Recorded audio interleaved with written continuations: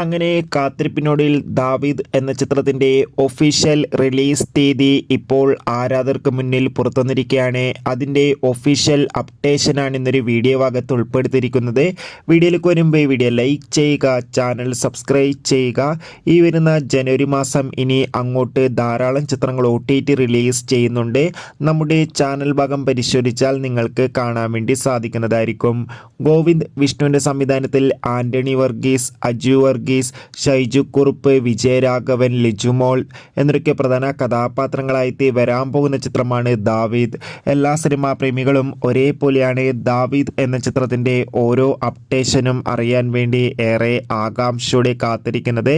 ചിത്രത്തിൻ്റെ official first look പോസ്റ്ററിനൊക്കെ മികച്ചൊരു അഭിപ്രായം തന്നെ സ്വന്തമാക്കാൻ വേണ്ടി സാധിച്ചിട്ടുണ്ടായിരുന്നു.